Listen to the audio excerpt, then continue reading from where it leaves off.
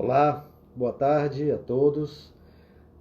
Voltamos aqui com a live do nosso grupo Pelos Caminhos da Segunda Guerra Mundial.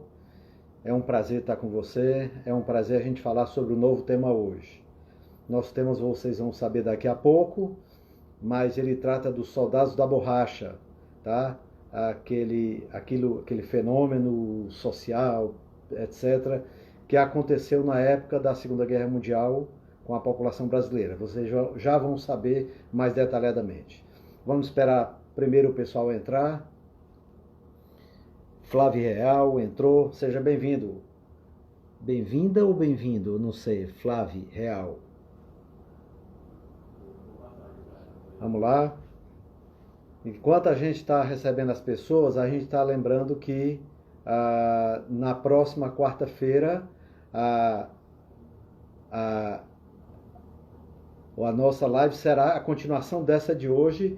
Hoje é com o autor do livro, Soldados da Borracha. Na quarta-feira próxima é sobre o filme, o documentário, ok? Ana Ribeiro Moitas entrou, seja bem-vinda. Nando Jacaré entrou. Bem-vinda. Isso, Flávio. Bem-vinda. Isso. Luciana Medeiros entrou. Opa! O Marcos Vinícius, nosso entrevistado, entrou aí. Saudades, Ana Maria. Saudades. A gente de vez em quando fala nisso aqui, viu? Minha irmã que mora em São Paulo e morava em Fortaleza até um dia desses, né? Então já a gente chama o Marcos Vinícius para entrar. Ok, Marcos? Pode aguardar aí. O Paulo Máximo, 66, entrou. Sejam bem-vindos. Opa, Kátia. Kátia fez aí a ponte com o Volney Oliveira, nossa colaboradora, sempre muito presente. Obrigado aí, Kátia. Mônica, presente o tempo todo. Seja bem-vinda. A Mônica tem um blog de viagem, viu, pessoal? Depois eu vou pedir para ela colocar aí o nome do blog para vocês darem uma olhada também. Vamos recebendo as pessoas. Daqui a pouco a gente chama o Marcos Vinícius, tá? Lembrando que o Marcos Vinícius é hoje, de 4 às 5. Na próxima quarta-feira, nós vamos dar continuidade ao nosso tema com o Volney Oliveira, que foi o diretor do documentário Soldados da Borracha, tá? Hoje é o Marcos Vinícius, que é autor do livro. Coautor. Boa tarde, mestre. Sigo o senhor por causa do colega Arthur. Sim, eu sei. Eu me lembro que você começou a frequentar quando houve a live com o Arthur, nosso amigo Arthur, lá de Novo Hamburgo, Rio Grande do Sul, tá? Aliás, nosso grupo está muito bem representado, viu? Tem gente do Rio de Janeiro, São Paulo, Rio Grande do Sul, Pernambuco, agora Acre com Marcos Vinícius, Paraíba, quem mais? Natal, né? Salvador. Aliás, falando em Salvador, a Lia, nossa prima, entrou aí. Lia de Castro. Seja bem-vinda, Lia. Ok? E aguardem, porque nós temos lives fantásticas aí para frente, viu? Na quarta-feira a continuação da de hoje. No outro sábado é o Manel. A gente está decidindo ainda o tema. Vamos falar dos atentados contra Hitler, ok? Mônica, obrigado por falar do meu blog. São relatos de viagem. Mônica, alma de viajante. Tá aí, ó. Quem quiser entrar, acompanha aí a Mônica. A Raquel Gadelha, a Joaquina entrou aí. Isso. A Kátia Recife, exatamente.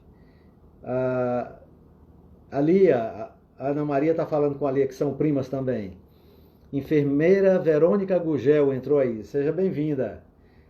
Gugel é parente da minha mulher, será? A Denise, guia de turismo. Seja bem-vinda, Denise. Tá? Ok. Então, somos Brasil, exatamente, é verdade. É um país tão grande, né, Mônica? Mas, no entanto, nós temos uma unidade tão grande. Euvládia entrou. Gorete Gugel também. Seja bem-vinda, Gorete Gugel, que é minha mulher. Aqui em casa a gente conhece por Leta, então se eu disser Leta, vocês entendam que é a Gorete Gugel, tá? Então, acho que já temos um grupo bom para a gente começar, né? Vamos falar sobre um assunto fantástico que ficou na história do Brasil na Segunda Guerra Mundial. Esse assunto gerou um livro do qual o Marcos Vinícius, que vai ser entrevistado, é o coautor, tá? E gerou também um documentário. E o Volney Oliveira vai falar sobre esse documentário na próxima quarta-feira, tá? O Rômulo entrou também aí. Então vamos lá, vamos chamar o Marcos Vinícius.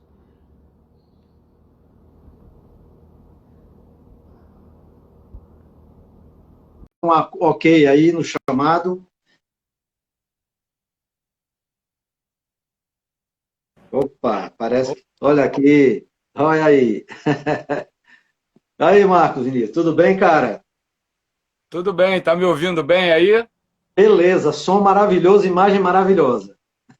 Tá ótimo. Marcos, como é que eu lhe chamo? Chame de Marcos Vinícius, como é? Sim, Marcos, pode ficar à vontade. Ok, beleza. E é um prazer receber você aqui no nas nossas lives, a live que trata do assunto do tema pelos caminhos da Segunda Guerra Mundial, e especialmente porque você é de um estado que, digamos assim, representa a brasilidade, né? Assim, região norte tem um tom de brasilidade parece que mais forte do que outros locais, não é isso? Faça aí sua apresentação. O Acre acho que tem uma filiação, apesar de estar no confim da Amazônia, né, no extremo oeste, fronteira com o Peru e com a Bolívia. Eu sempre costumo refletir de que o Acre simultaneamente é filho do Rio de Janeiro e do Ceará. Do Ceará, porque muitos cearenses vieram para cá no primeiro ciclo da borracha e depois na batalha, e também do Rio de Janeiro, porque era capital na época que o Acre foi tornado território federal. Então tem muito de é, costumes nordestinos e costumes cariocas. Eu sou carioca de nascimento, mas moro aqui no Acre há 26 anos e aqui tenho feito toda a minha carreira como historiador. Ótimo. Fala aí um pouquinho da tua trajetória. Você, antes disso, como é que você começou a pensar nesse tema do soldado da borracha? Como é que foi isso? Olha, até para quem está interessado nesse assunto, a Universidade Federal do Acre teve um professor chamado Pedro Martinello, que foi a referência da história acreana para esse tema dos soldados da borracha. Ele teve a oportunidade de ir a Washington, pesquisar nos arquivos de Washington, que guarda toda a documentação da época dos acordos, famosos acordos de Washington. E quando o Volney Oliveira, a partir do Ceará, vai estar aí com vocês quarta-feira, veio fazer esse projeto do documentário aqui, eu acabei me envolvendo com esse tema e auxiliei ele, tanto no primeiro documentário, quanto no longa doc, que ele está finalizando, ele vai falar melhor para vocês.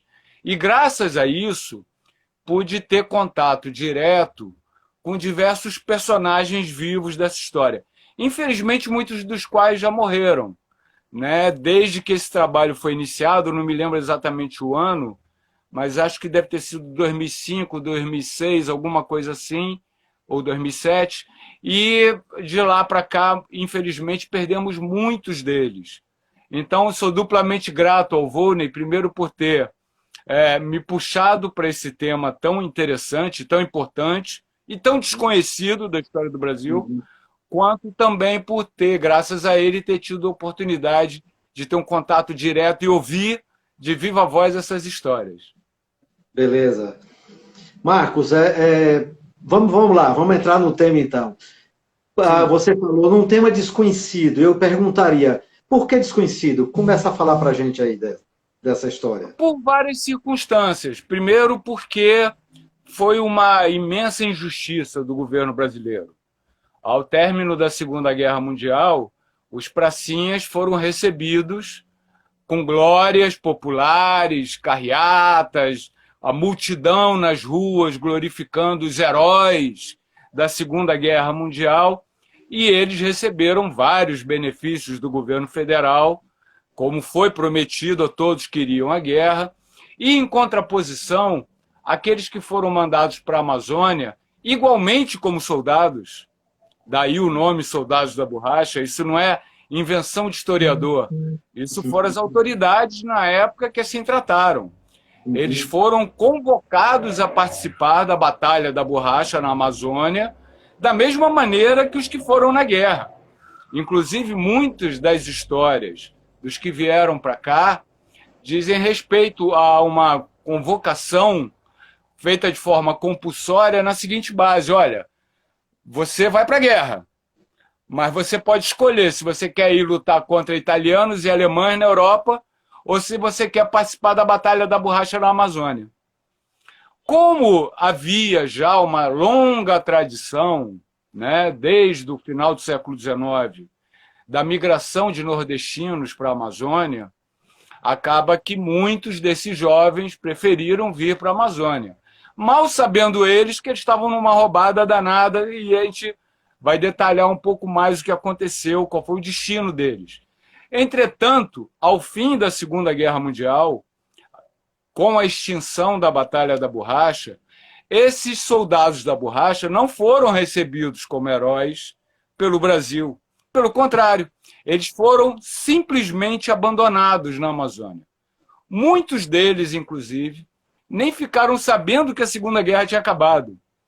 E continuaram servindo nos seringais, trabalhando nos seringais, com condições muito difíceis, ainda por anos, até que o patrão seringalista permitisse que eles soubessem da notícia, porque o Acre, isolado, com dificuldades de comunicação, então isso acabou sendo possível. E, além disso, não só pelas glórias e pelas honras, mas, na prática, tudo aquilo que foi prometido aos soldados da borracha não foi dado. Eles não tiveram os mesmos direitos que os pracinhas que lutaram na Segunda Guerra Mundial. Então, só para ter um termo de comparação, os pracinhas receberam uma pensão vitalícia extensiva à família, de equivalente ao segundo tenente, um suboficial. Os soldados da borracha não tiveram indenização nenhuma. Os pracinhas tiveram direito a financiamento de casa própria, subsidiada pelo governo federal, tiveram direito a planos de saúde especiais, tiveram direito a bolsas de estudos para seus filhos. Enfim, os pracinhas tiveram uma série de benefícios do governo federal que foram completamente recusadas para os soldados da borracha. Somente em 1988, 33 anos após o final da Segunda Guerra Mundial, foi que a Constituição de 88 reconheceu a injustiça e o direito dos soldados da borracha, mas ainda assim não repôs todo o que havia sido prometido para eles. Apenas concedeu uma aposentadoria de 2 salários mínimos, que é infinitamente menor do que era a pensão de segundo soldado do Exército que coube aos pracinhas. Então, eles foram duplamente esquecidos. Eles foram esquecidos pela sociedade brasileira e foram não só esquecidos, mas nesse caso foi um pouco mais perverso. Eles foram propositalmente silenciados ou ocultados do aparato público estatal que recusou para eles os direitos que lhes era devido. Então, eu reputo sempre como uma das maiores injustiças da história do Brasil o que foi feito com os soldados da borracha. Marcos, vamos dar uma ideia cronológica disso, tá? Para a gente se situar no espaço e no tempo. Como foi que começou tudo isso, do soldado da borracha?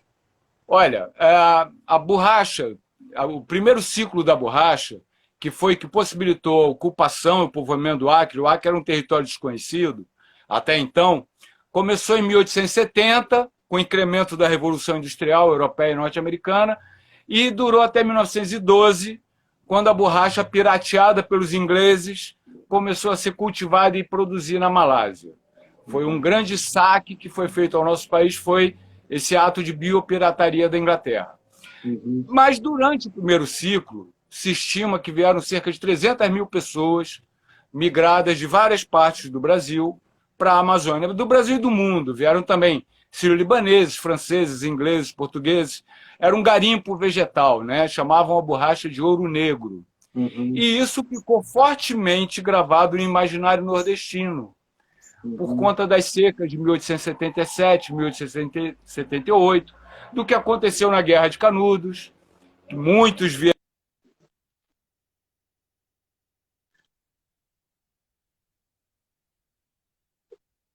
Chegou uma mensagem. Deu uma travadazinha, mas tudo bem. Não deu para cortar, não. Beleza. Enfim, foi estabelecida essa tradição. E a borracha entrou numa decadência absurda, foram 20 anos de muita dificuldade no Acre, na Amazônia toda, relacionada à borracha. No início da Segunda Guerra Mundial, em 1939, houve uma leve valorização da borracha, o que já começou a movimentar novamente o mercado local, a produção de borracha.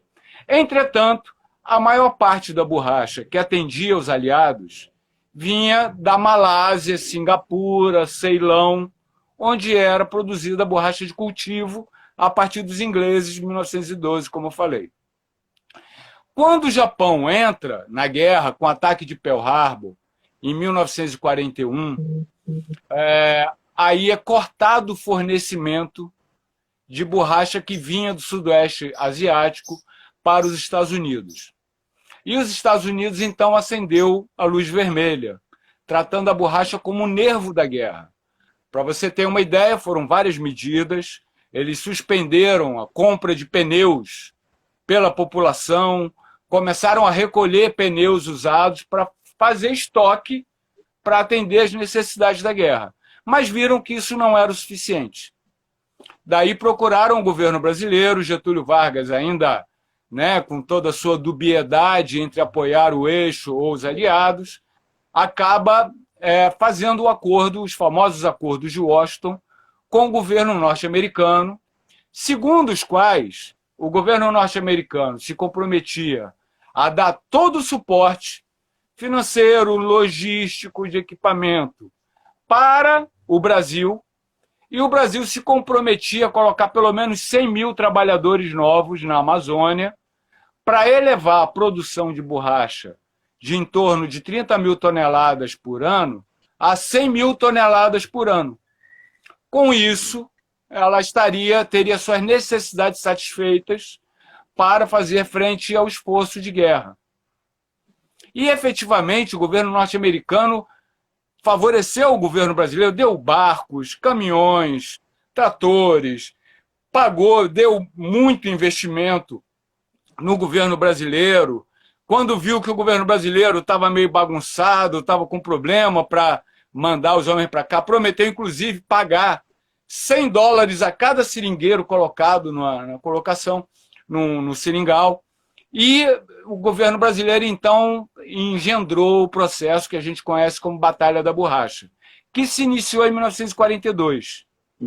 Um recrutamento forçado aí no Nordeste, padres, militares, autoridades, governadores, prefeitos, todos foram levados a fazer esse recrutamento para a Batalha da Borracha. E o governo brasileiro criou...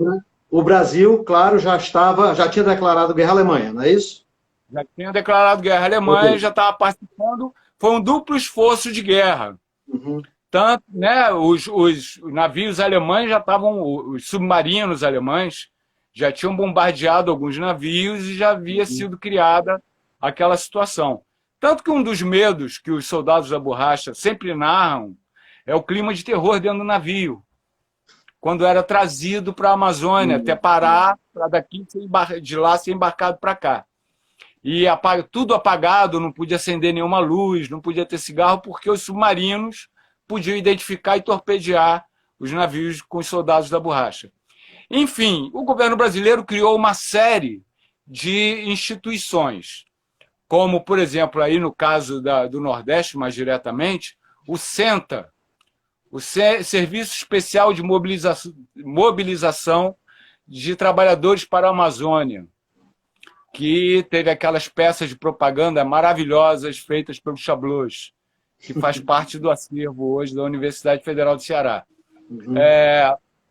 Aqui no Acre foi criado o Banco no Acre. Na Amazônia, como todo, foi criado o Banco de Crédito da Borracha, ou o Banco da Borracha, a quem cabia comprar toda essa produção para mandar para os Estados Unidos. Enfim, foram várias instituições criadas. Mas a Batalha da Borracha foi uma bagunça. Na prática, na real, ninguém se entendia, aquela coisa do governo brasileiro, como até hoje é, incompetente, um péssimo serviço, desvio de dinheiro de toda a natureza. Conta-se uma tropa de mulas que saiu de São Paulo, 1.000 e tantas mulas, que iam ser trazidas para cá, para a Amazônia, nunca chegaram até hoje. Daí você vê que perderam no caminho. Os alojamentos que foram feitos para receber esses soldados da borracha eram terríveis, normalmente feitos nos piores lugares das cidades, como Belém, Manaus. Foram reativados campos de concentração no entorno de Fortaleza, por exemplo, como se fossem alojamentos. E a Batalha da Borracha, então, começa a partir de 42, se desenrola até 45, quando, abruptamente, ao ser encerrada a guerra, o governo dos Estados Unidos rompe o acordo. Até porque o governo brasileiro efetivamente não conseguiu cumprir com as suas obrigações do acordo. O plano era botar 100 mil trabalhadores. A gente calcula que tenham vindo entre 55 mil e 60 mil. A maior parte do Nordeste, mas também de outras regiões. E o resultado disso para os soldados da borracha foi trágico, como eu posso contar para vocês um pouco mais adiante. Mas o cenário geral é esse. Foi o segundo ciclo da borracha, como a gente chama, muito curtinho, que durou de 42 a 45, oficialmente. Porque como o Nordeste tinha essa relação com a Amazônia já do século XIX, muitos continuaram vindo, mesmo após encerrada a Batalha da Borracha oficialmente. Né? O marido da minha ex-mulher veio na Batalha da Borracha, segundo ele, mas já foi na década de 50. Então, essa movimentação humana, esse êxodo, esse verdadeiro... como é que a gente dá o nome para os judeus? A diáspora. A diáspora judaica, no caso do Brasil, foi uma diáspora nordestina, excluídos de toda a natureza, que acabaram sendo induzidos, empurrados ou mesmo forçados a vir para a Amazônia. Tá.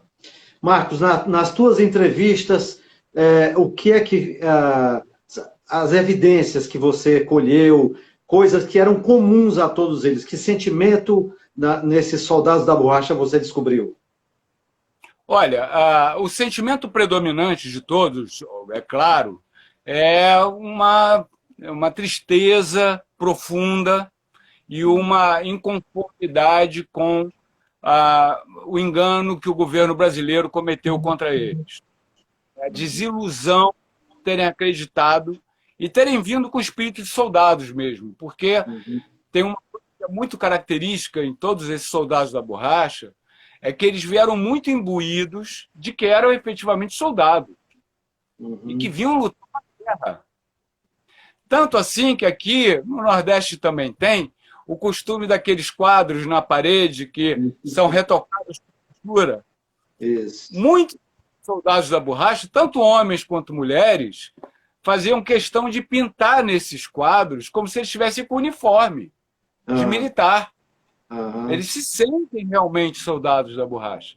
Mas desde o início da vinda deles para cá, eles foram submetidos a esses signos do abandono de diversas naturezas.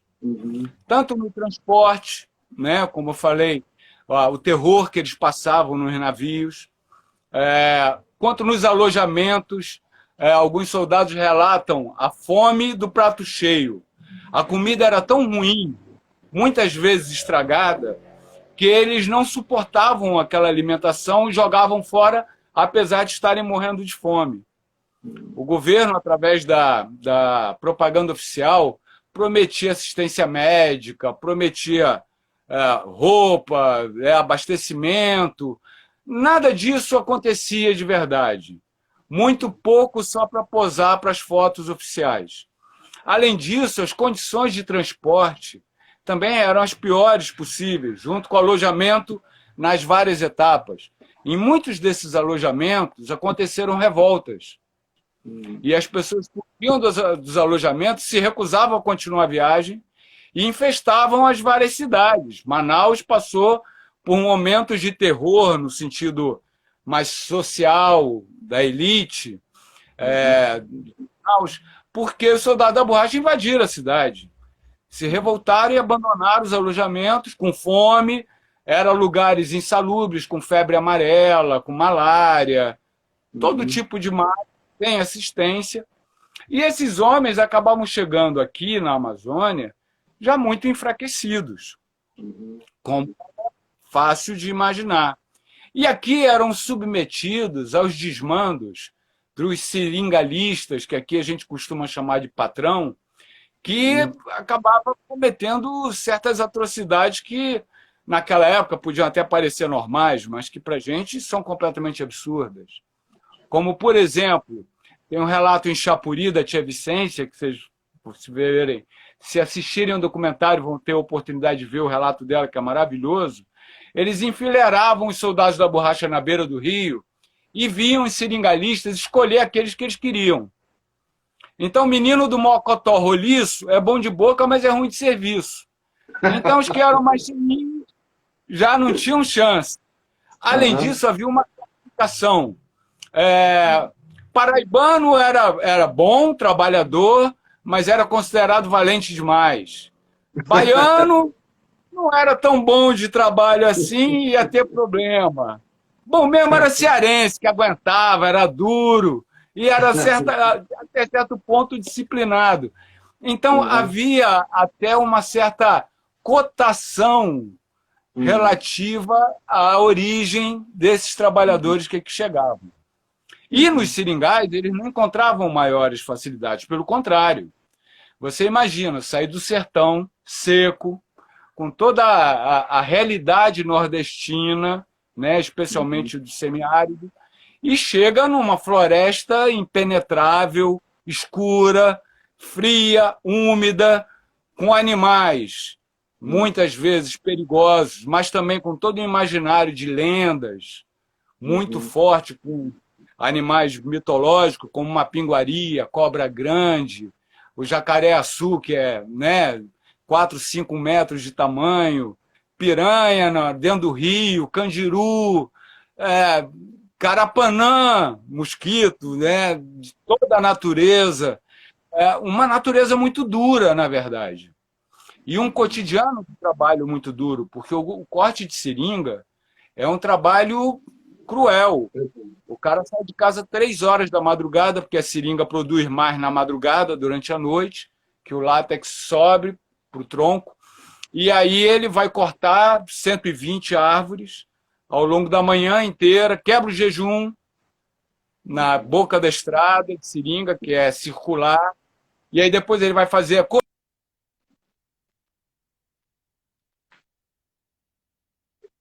e aí ele vai para a defumação ainda desse leite. Ele vai terminar o trabalho dele, o dia de trabalho, 5, 6 horas da tarde. Ou seja, ele tinha que dormir às 8, 9 para estar de pé às 3 de novo. Não sobrava tempo para nada. Ou seja, morreram muitos, por vários motivos, tanto por violência, morte matada como morte morrida, diria assim. O pai do meu sogro, ele tinha uma história que a gente nunca soube se de fato tinha acontecido ou se era mera fantasia, né? Ele dizia que ele tinha uma onça que ficava rondando a casa dele. Lá ele foi soldado da borracha. E aí a onça rondando e ele feriu a onça. E ele disse que até o final do período que ele estava lá, a onça ficou perseguindo por onde ele ia. Queria se vingar. Nós nunca soubemos se isso era fantasia, se isso era... Né?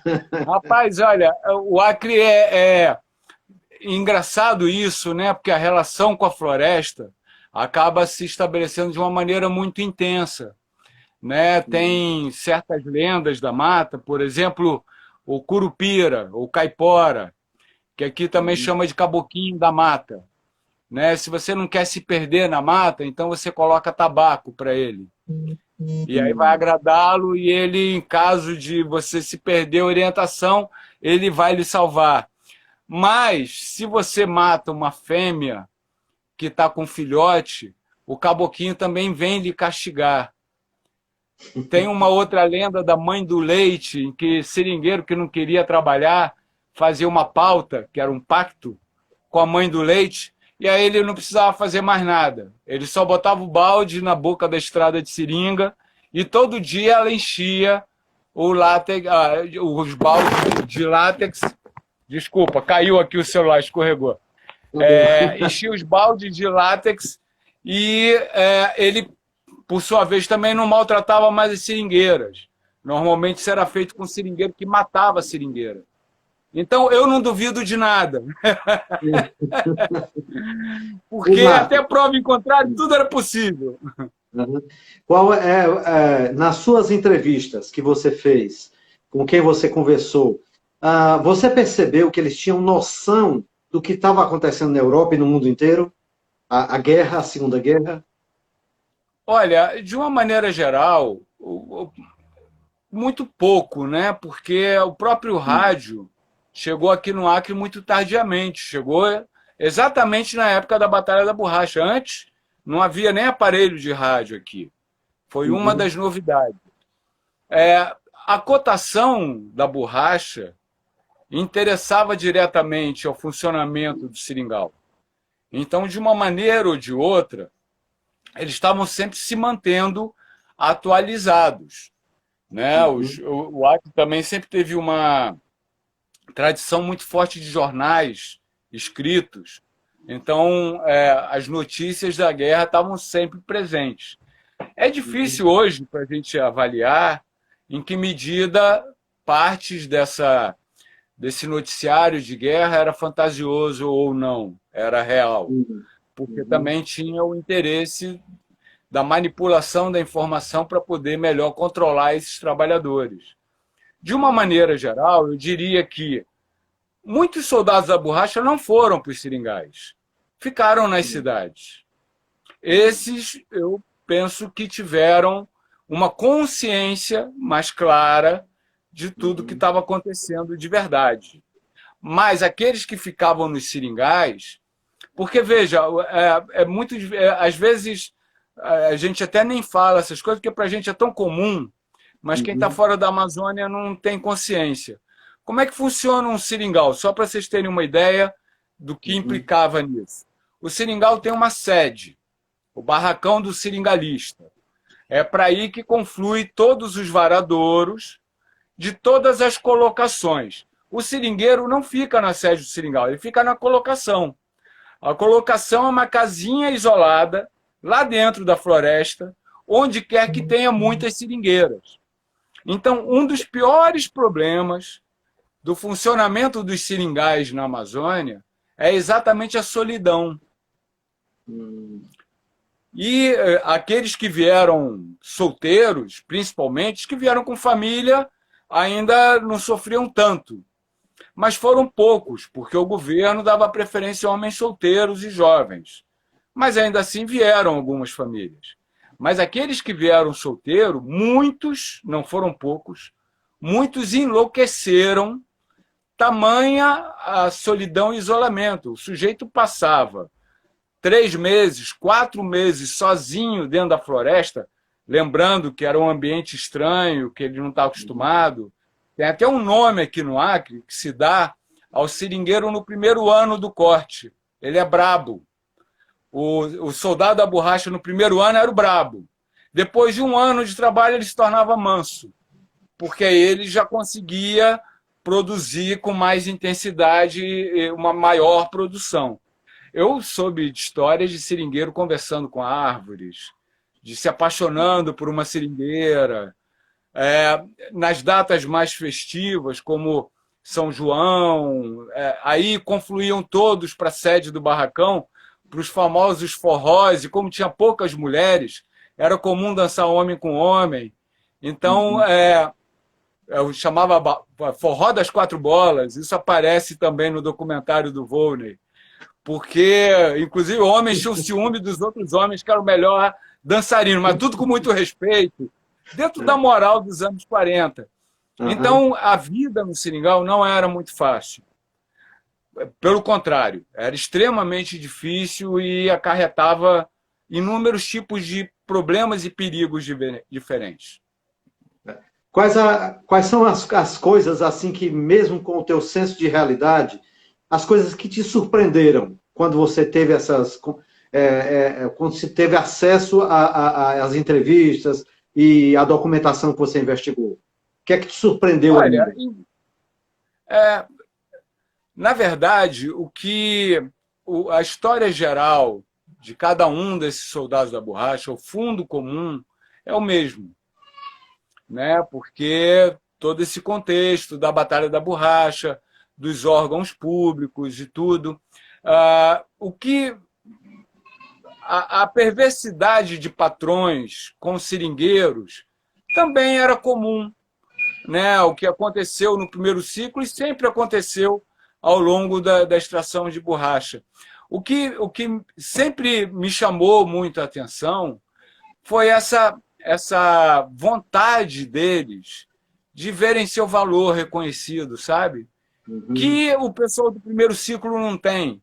No primeiro ciclo da borracha, eles vieram porque quiseram, ou porque foram levados pelas circunstâncias de regiões, como a seca nordestina, a vir para cá. Então havia uma esperança. No caso do soldado da borracha, é a revolta e também a impossibilidade de matar a esperança deles. Eles nunca perderam a esperança.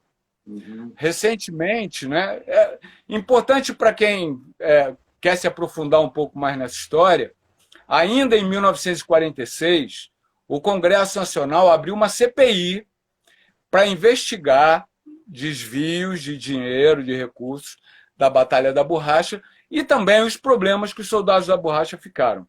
Depois de um ano e pouco, a CPI acabou, não deu em nada. Em 88, depois, a Constituinte reconheceu parcialmente o direito deles, mas acabou dando muito menos do que aquilo que eles precisavam. A situação do soldado da borracha, social e econômica, sempre foi muito ruim, até bem recentemente, até o fim das suas vidas, né? São 2 salários mínimos para a subsistência dessas pessoas. E, mais recentemente, o Congresso Nacional voltou novamente ao tema e com a proposta de equiparar, né, o soldado da borracha e os pracinhas. O soldado da borracha que ainda sobrevive, né, aos poucos. Mas, depois de 15 anos de tramitação no Congresso Nacional, mais uma vez o governo brasileiro negou o direito deles. Ou seja, esses homens e mulheres tiveram todos os motivos do mundo para desacreditar no governo e mesmo no papel que eles acabaram desempenhando.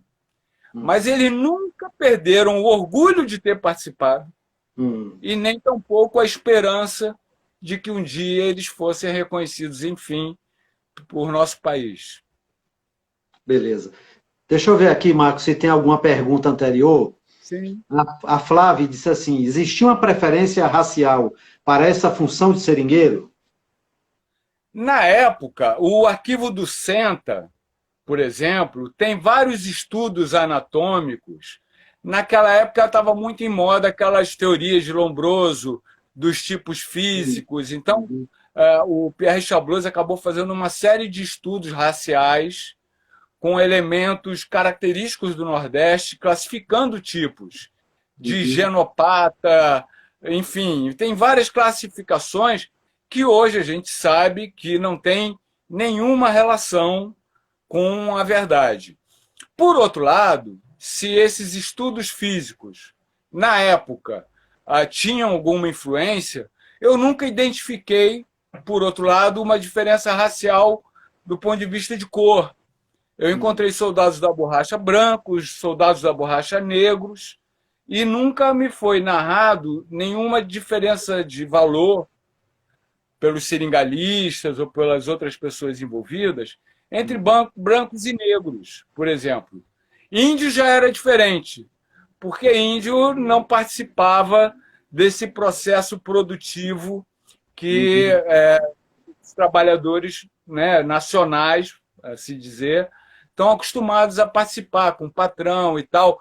Os índios ou sofriam correrias, né? Aqui no Acre, as populações indígenas sempre tiveram confrontos com esses seringueiros. Então, muitos seringueiros foram vitimados por índios, assim como muitas tribos inteiras desapareceram, vitimadas também por soldados da borracha ou por seringalistas que mandaram os soldados da borracha fazer isso, né?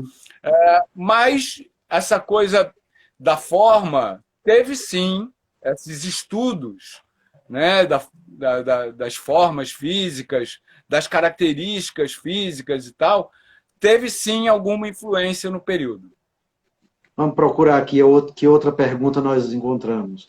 A Mônica diz: o avô do meu marido e o Defonso Alencar passou anos no Acre, teve febre amarela. Vai ver, foi como soldado da borracha. Bem capaz, né? É bem provável. Deixa eu ver. Acho que ele é a par de Henri, que é a amiga nossa. Acho que eles eram tratados como escravos, de certa forma, né, Marcos? Sim, sim, era essa, até porque eles eram muito explorados economicamente. Apesar do governo brasileiro fornecer, ou pelo menos teoricamente fornecer créditos e financiamento para os seringalistas, eles reativaram a sociedade do crédito. O seringueiro não recebia dinheiro. Ele, quando chegava no seringal, ele já tinha uma dívida da passagem, da alimentação que ele teve. Então, ele já começava a trabalhar com uma dívida. E tudo que ele pegava no barracão de mercadoria, comida, ferramenta, munição, roupa, era anotado no caderninho. Ao final do fabrico, se ele tivesse produzido borracha suficiente, ele pagava a dívida. Mas era quase impossível, porque o preço das mercadorias no barracão de mercado era gigante. Então, a grande maioria dos seringueiros acabaram sendo escravizados por dívida. Muitas das características que até hoje existem nessa escravidão moderna que a gente tem. Os caras trabalham pela alimentação e pelo que recebem de mercadoria. E o produto do trabalho deles nunca é suficiente para que eles possam saldar essa dívida e sair com algum dinheiro. E enquanto isso não acontece, eles são prisioneiros. Então, de uma certa maneira, foi um regime de escravidão também. A enfermeira Verônica Gugel, ela está dizendo assim: cubos de borracha vendidos em Londres em 1772, chamados de ruby, que vem do inglês ruby, né? E que significa esfregar, vendidos em Londres, chamados rubber, que vem do inglês ruby, que significa esfregar. Bom, está meio confuso, eu não entendi muito bem, não. É porque uma das funções da borracha é apagar a escrita, o grafite. Sobre a borracha, tem até uma curiosidade nesse sentido, não exatamente essa, porque a borracha tem várias utilidades. A borracha, depois que entrou na Revolução Industrial, se tornou um insumo de primeira ordem. Então, a gente sempre fala muito do pneu por causa da escala de produção de milhares e milhares de pneus. Mas, se você imaginar a quantidade de partes de um carro, de um automóvel, que tem borracha, o friso da porta, o retentor do motor, a correia, enfim, não se pode fabricar automóveis sem ter borracha. Então, se tornou sola de sapato, tecidos impermeáveis. Então, a borracha sempre teve essa importância industrial muito forte. Mas quando ela foi levada da Amazônia para a Europa, ela foi apresentada de uma maneira muito inusitada. Foi Charles de la Condamine, o francês, que fez uma expedição pelo Amazonas no século XVII, E quando chegou na Europa, chegou causando sensação porque havia encontrado uma matéria-prima que era a única do universo que contrariava a lei da gravidade. Porque na hora que você pega uma bola de borracha e solta, ela bate no chão e sobe de novo. O que era uma propriedade desconhecida na época, na Europa, então, e ela se tornou conhecida por isso. Uhum. A Mônica está perguntando assim, alguém se deu bem financeiramente por causa da borracha? Algum desses soldados da borracha? Não, era possível. Tanto no primeiro ciclo quanto no segundo, houve momentos de pico do preço da borracha em que um sujeito que tivesse efetivamente habilidade para isso, tivesse adquirido conhecimento, e principalmente aqueles que vieram com família, porque eles tinham um apoio que os solteiros não tinham. Ele conseguia produzir uma quantidade tal de borracha que ele acabava tendo algum dia. No primeiro ciclo, muitos enriqueceram com a borracha, inclusive. Tanto que aí no Nordeste tem o que volta, o Paroara. Né? O que saía no primeiro ciclo era o Mocó. No segundo ciclo, o soldado da borracha virou o Arigó. Mas o que voltava rico era o Paroara. Interessante, né? E esse Paroara, os poucos que conseguiram enriquecer e voltaram enriquecidos, especialmente no primeiro ciclo, eles é que alimentaram essa lenda do enriquecimento da Batalha da Borracha. Então, para vocês terem uma noção mais concreta, mais objetiva, um seringueiro precisava, no mínimo, produzir 600 a 800 quilos de borracha por safra, que são 6 meses do ano, para pagar a sua subsistência. Só um seringueiro muito extraordinário era capaz de produzir 1.000 quilos de borracha por ano. Mas aqueles que tinham família, cujos filhos e a mulher ajudavam na hora de catar o cavaco para defumar a borracha, muitos iam para a estrada de seringa junto com o pai, cortavam borracha também, esses conseguiam produzir 1.000, 1.200 quilos. Então conseguiam pelo menos para a sua subsistência. Por outro lado, é interessante notar que muitos permaneceram na Amazônia a vida inteira. De uma certa maneira, eles fizeram da Amazônia o seu lar, o seu lugar no mundo. Então, do ponto de vista de ter sido bem-sucedido, muitas vezes a gente pensar só na questão financeira não é significativa da trajetória, da felicidade daquela pessoa. Sim, sim. Né? O corte da borracha tem essa qualidade. Até hoje, muitas pessoas na área rural, florestal, com quem você conversa, eu tenho roçado, eu caço, eu pesco, eu coleto frutas, corto borracha, pego açaí, né? Uma série de produtos característicos da floresta. Mas o que você gosta de fazer? Eu gosto mesmo de cortar borracha. O sujeito trabalha dentro da floresta, fresquinho, à noite. Imagina o trabalho de um roçado, de produzir arroz, milho, feijão debaixo de sol de 40 graus. Então, curiosamente, o trabalho na floresta tem um lado de qualidade de vida também, que foi muito bem aproveitado por alguns desses que se amazonizaram, vamos assim dizer. A Renata está dizendo, como até hoje, poucos paroaras deve ter sido suficiente para seduzirem nessa empreitada. Né? É verdade, não eram muitos, mas como eles voltavam muito poderosos, tem uma história clássica aqui no Acre, do João Gabriel de Carvalho e Melo, que saiu da região, se não me falha a memória, de Uruburetama. E ele saiu fugido debaixo de uma injustiça muito grande cometida por um coronel. E aí ele vem para a Amazônia, se torna o povoador da boca do rio Acre, dono de vários seringais, um grande seringalista, extraordinariamente rico, compra uma comenda, volta como comendador ao Nordeste e compra a fazenda daquele coronel que havia cometido a injustiça contra ele.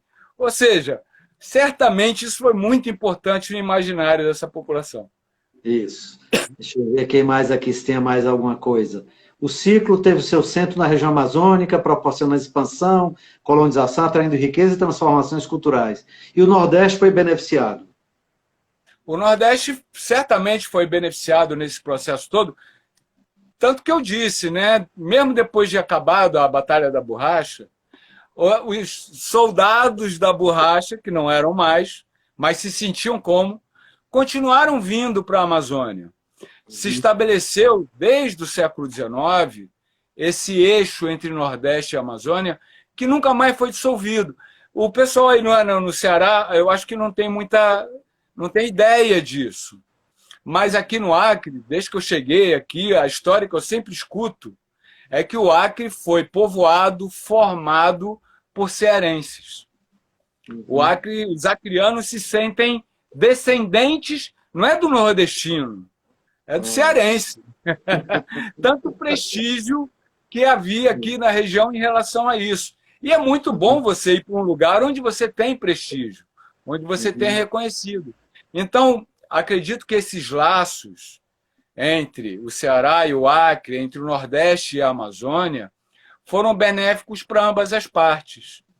O Acre também deve agradecer muito a esses soldados da borracha, porque quando acabou o primeiro ciclo, em meados da década de 10 do século XX, 1912, 1915, o Acre começou a se despovoar. As pessoas começaram a ir embora. Virou aquilo que um escritor acreano chama de um igapó de almas, de rios que perderam seu destino. Então, quando tem o segundo ciclo da borracha, acontece o repovoamento do Acre. O Acre volta a se encher de gente. Então, muitas vezes, pensar apenas do ponto de vista econômico não é o mais interessante. Muitas vezes a maior riqueza está no campo social, inclusive, do que no campo econômico. A grande maioria das famílias mais antigas que eu conheço aqui no Acre são de soldados da borracha. A minha própria ex-esposa era filha de um soldado da borracha. É difícil encontrar famílias do primeiro ciclo. Então, na verdade, o Acre deve muito ao Ceará e ao Nordeste como todo nesse processo. Ok. A Mônica fez uma pergunta, mas eu acho que a gente respondeu. E os políticos daí não defenderam na justiça que a justiça fosse feita pelos seringueiros? Olha, o Acre, de uma certa maneira, mas na verdade o Acre sempre teve muita dificuldade, porque o Acre era território federal. Então, até 1934, com a Revolução de 30, o Acre sequer tinha representação no Congresso Nacional. Até é curioso, porque havia deputados do Ceará, deputados do Pará, que defendiam os interesses do território federal do Acre, porque os acreanos não tinham. E né, na época da Batalha da Borracha, como território federal ainda, o Acre tinha apenas 2 deputados federais, não tinha senadores. Então, a representação política acreana sempre foi muito frágil, né? Ainda mais num governo ditatorial que a gente vivia sob Getúlio Vargas. Né? Tanto assim que a redemocratização em 46 foi importante, que deu condições que o Acre começasse a lutar para virar Estado. O Acre foi o primeiro território federal da história do Brasil e foi o primeiro território federal a virar Estado. E uma das medidas, assim que acabou a Batalha da Borracha, foi criar colônias agrícolas e dar terras para esses soldados da borracha para que eles não fossem embora. Então, a classe política nacional, a classe dirigente, sempre tratou o Acre de forma até muito semelhante ao que sempre tratou os trabalhadores pobres do Nordeste brasileiro, né? Abaixo de pontapé. É verdade. Ô, Marcos, nós estamos faltando aí 5 minutos. Eu vou fazer uma pergunta para você. O que é importante na sua concepção desse tema que eu não tenha perguntado? Para você finalizar. Olha, tem um resultado que eu acho que é muito eloquente e explica, dá bem a ideia da dimensão da tragédia humana que foi vivenciada durante a Batalha da Borracha. Você sabe, como pesquisador do tema, que foram enviados para lutar na Itália, principalmente, 25 mil soldados brasileiros, 25 mil pracinhas. Isso. Desses, morreram 452 pracinhas. Isso. 452. Uhum. A gente estima que vieram para a Amazônia, na Batalha da Borracha, de 42 a 45, entre 55 mil e 60 mil soldados da borracha. Morreu a metade. 30 mil morreram ou por doenças, ou por falta de alimentação, ou por maus tratos, ou por perigos na floresta. Era muito mais perigoso vir para a Batalha da Borracha do que ir lutar na Segunda Guerra Mundial.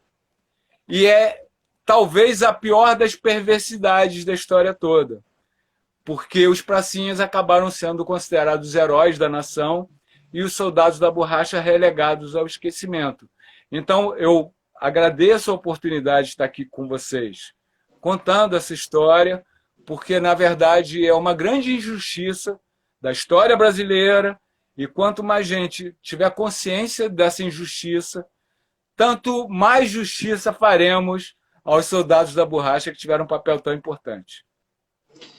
Marcos, muito obrigado por essa excelente live. Está todo mundo elogiando aí, né? Legal. Eu não consegui nem ler, porque eu estava prestando atenção em você, em conversar, para não me perder, mas eu agradeço a todos que estavam juntos aí. Ok. Agradeço. Na quarta-feira nós vamos ter a continuidade com o seu amigo, Volney Oliveira, né? Inclusive, você diz, né, que agradece ao Volney ter entrado nesse tema, né? Porque o fez se apaixonar por ele, né? Então, valeu, muita gente agradecendo aí. A Verônica Gugel, que é historiadora, está dizendo, amei como historiadora. Legal. Muito obrigado. Obrigado. Quem sabe a gente, no futuro, a gente dá continuidade a esse tema. Ok, estou sempre à disposição de vocês. Um grande abraço. Quarta-feira eu vou tentar vir também prestigiar o Volney. Às 20 horas, viu? Às 20 horas. Tá bom. Marcos, muito obrigado e uma boa tarde para ti. Abraço. Se cuidem, hein? Tá bom, obrigado.